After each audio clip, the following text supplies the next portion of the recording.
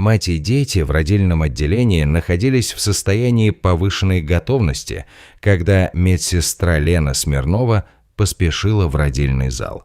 Там она обнаружила Алису Петрову, едва достигшую 14-летнего возраста, чье молодое лицо искажалось от усилий по рождению 3 новых жизней. Ужас девочки был осязаем, но многолетний опыт Лены помог ей сохранять спокойствие.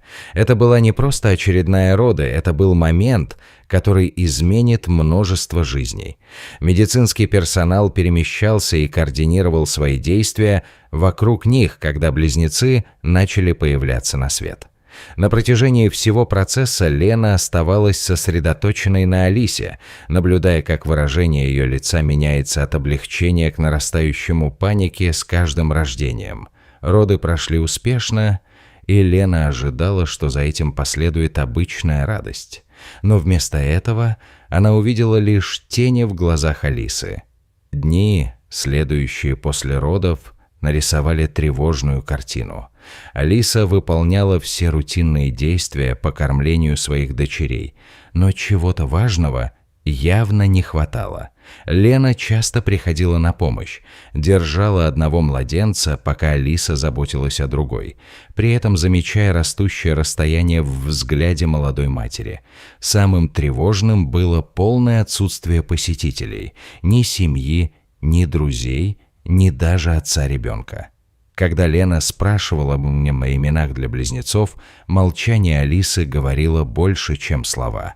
Лена видела весь спектр новой материнства, от мгновенной всепоглощающей любви до нарастающего мрачного состояния после родовой депрессии.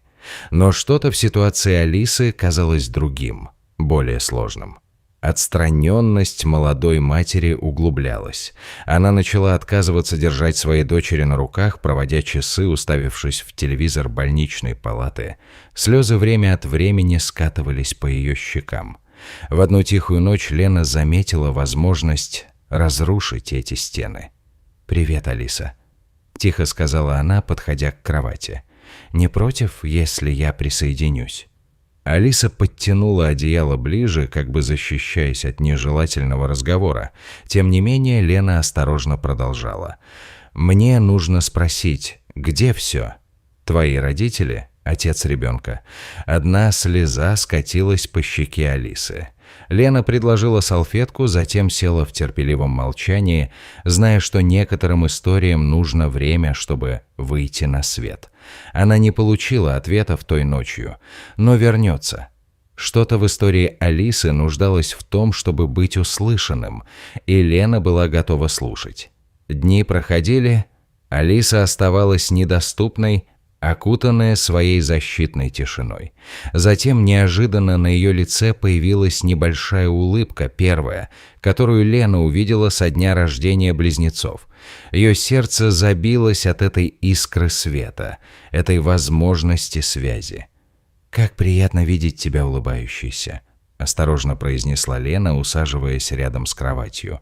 Но ее слова, казалось, разбили тот временный покой, который удалось достичь Алисе. Улыбка исчезла, уступив место выражению, которое заставило Лене затаить дыхание, чему-то сырому и раненому, что она раньше никогда не видела. «Тебе лучше уйти». Голос Алисы едва был слышен. Когда Лена осталась, полная решимости не покидать свою пациентку, шепот Алисы стал резким. «Ты можешь прекратить притворяться, что тебе не все равно, просто чтобы успокоить свою массу». Упрек ранил, но Лена продолжила. «Я не притворяюсь, Алиса, я хочу помочь. Я сказала, убирайся». Прервала ее Алиса, сдерживая слезы. «Ничего не поможет, хорошо?» Лена попробовала еще раз. «Стать матерью страшно, но есть пути...» Горький смех вырвался из уст Алисы. «Ты не понимаешь? Эти дети не самая большая проблема. Я просто хочу быть одна». Лена отступила, наблюдая, как Алиса повернулась к стене, слезы бесшумно катились по ее щекам. В коридоре Лена не могла шейку угнетающее чувство, что что-то более темное таится под поверхностью беспокойства Алисы. Каждый день она смотрела, как другие новички папы покидают больницу, сияя радостью, в то время как Алиса оставалась заточенной в своем частном мучении. Когда вечер приближался, Лена начала свои обходы с ужиновой тележкой. Ее разум бурлил вопросами ее молодой пациентки. Но когда она повернула в коридор к комнате Алисы, она остановилась. Там, снаружи комнаты девушки, стоял молодой человек, нервно шагая взад-вперед, крадучись взглядами через дверной проем. Его присутствие вызывало больше вопросов, чем ответов. Фигура в капюшоне срабатывала на каждый сигнал тревоги в профессиональном инстинкте Лены. После дней без посетителей, почему кто-то скрывается снаружи комнаты Алисы, намеренно скрывая свое лицо? Пульс Лены учащался, когда она передала свою тележку коллеге и подошла к незнакомцу. Как только он заметил ее, он подорвался к бегству. Обувь Лены скрипела по полированному полу, когда она преследовала его. Ее крик раздавался по коридору. «Эй, стой!» Но он исчез, оставляя вопросы и нарастающий страх о том, что его присутствие значит для ее молодой пациентки. Когда Лена вернулась в комнату Алисы с ужином, она нашла девушку спящей, уязвимой и не подозревающей, что кто-то наблюдал за ее бессознательной формой. Эта мысль вызвала дрожь у нее. Она поставила поднос и осторожно разбудила Алису, чье раздражение от пробуждения быстро рассеялось, когда Лена описала их таинственного посетителя. «Мужчина в капюшоне смотрел на тебя из дверного проема», — объяснила Лена, изучая лицо Алисы. «Когда я подошла, он побежал. Ты знаешь, кто он мог быть?» Выражение Алисы изменилось. На ее лице появилось смешение признания и чего-то более темного. Она сделала глубокий вдох, прежде чем ответить. «Наеи, он тот, кто больше не должен быть в моей жизни.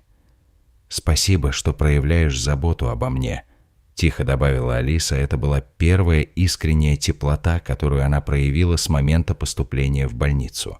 Слова повисли между ними, как мост. Хрупкий, но реальный. Лена почувствовала, как открывается дверь, но знала, что ей нужно осторожно подходить. После дней молчания, Алиса наконец была готова поделиться своей историей. «Он кто-то близкий для тебя?» — осторожно спросила Лена. Легкий кивок Алисы казался победой, но когда Лена продолжила, предложив помощь, она увидела, как стены девушки вновь поднялись. Позже тем вечером Лена нашла Алису, свернувшуюся в клубок, плечи тряслись от безмолвных слез. Без колебаний она обняла молодую мать. «Расскажи, что с тобой не так?» – прошептала она. «Позволь мне помочь». Алиса подняла размазанное слезами лицо Беа. «Я не могу с этим справиться», – выдавила она. «У меня нет ничего, что отдать этим детям. Ничего». Она глубоко вдохнула. «Я совершенно одна, у меня никого нет», – продолжала Алиса, ее голос едва слышен. «Не больше». Лена крепко держала ее. Воспоминания о собственном прошлом возникали. Слова Алисы вырывались, сначала колеблющиеся, потом в спешке победие. История родителей, которые отвернулись, исчезнувшего отца и подавляющая тяжесть ответственности, давящей на плечи подростка. Когда Алиса говорила, Лена узнала отголоски своего пути в словах девушки. Годы назад она была той напуганной подросткой, которой приходилось сталкиваться с материнством без поддержки. Воспоминание закалило ее решимость. «Слушай меня», — сказала Лена нежно. «Тебе не нужно проходить через это в одиночку. Не больше». Она сделала предложение без колебаний. Свой дом, свою помощь, свое понимание. Это было не просто сочувствие, которое росло в ее решении, а глубокое признание. Она не могла изменить свое прошлое, но могла убедиться, что еще одна молодая мать получила ту поддержку, в которой она когда-то отчаянно нуждалась. Лена обратилась в администрацию больницы с непоколебимой уверенностью, изложив ситуацию Алисы и свое предложение о поддержке. После тщательного рассмотрения им было одобрено временное жилье для Алисы и ее близнецов, пока будут сделаны более постоянные меры. То, что началось как неопределенность, расцвело надеждой. Лена мобилизовала свою сеть, коллег-медсестер, бывших пациентов, друзей, и поддержка хлынула. Ящики с подгузниками появились, крошечная одежда, бутылочки и предложения о помощи. Алиса смотрела в тихом восторге, как незнакомцы объединились вокруг ее маленькой семьи. Каждый подарок и жест медленно растапливали лед одиночества, который сковывал ее сердце. По мере того, как недели проходили, преобразование было незаметным, но глубоким. Дочери Алисы получили свои имена – Анна, Саша и Мила. И их мать становилась все более уверенной с каждым кормлением, каждым сменой подгузника, каждой маленькой победой. Лена оставалась постоянным присутствием, направляя Алису через сложный процесс заботы о троих новорожденных. С растущей решимостью Алиса постепенно строила свое будущее. Она устроилась на неполный рабочий день, планировала вернуться в школу и научилась балансировать между работой, образованием и материнством. Тот напуганный подросток, который вошел в родильный зал, начал исчезать, уступая место молодой женщине, открывающей свою силу. Их история проходила через коридоры больницы, затрагивая другие жизни. То, что началось как кризис, превратилось во что-то необыкновенное, свидетельство стойкости, силы безусловной поддержки, о том, как надежда может укорениться даже в самом тяжелом грунте. Лена наблюдала за метаморфозой Алисы с тихой гордостью, зная, что их связь превышала традиционные границы медсестры и пациентки. В помогать Алисе найти свой путь Лена приобрела нечто ценное – напоминание о том, что иногда самое глубокое исцеление происходит не от медицинских процедур, а от простого акта одного человека, который протягивает руку другому.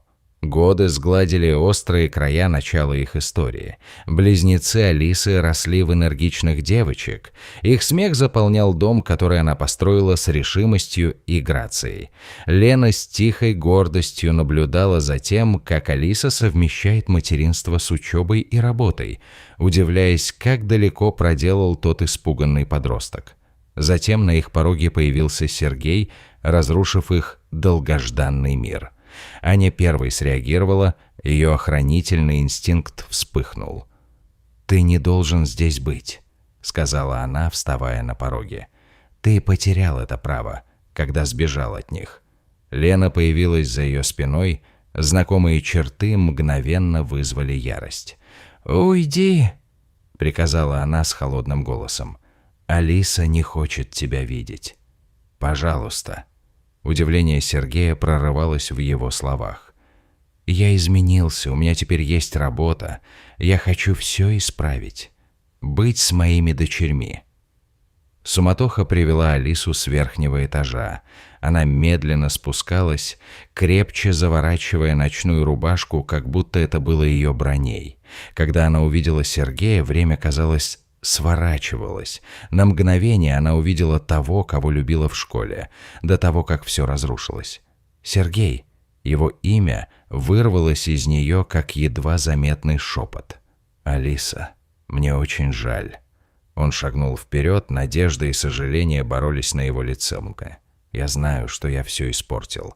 Я испугался и сбежал.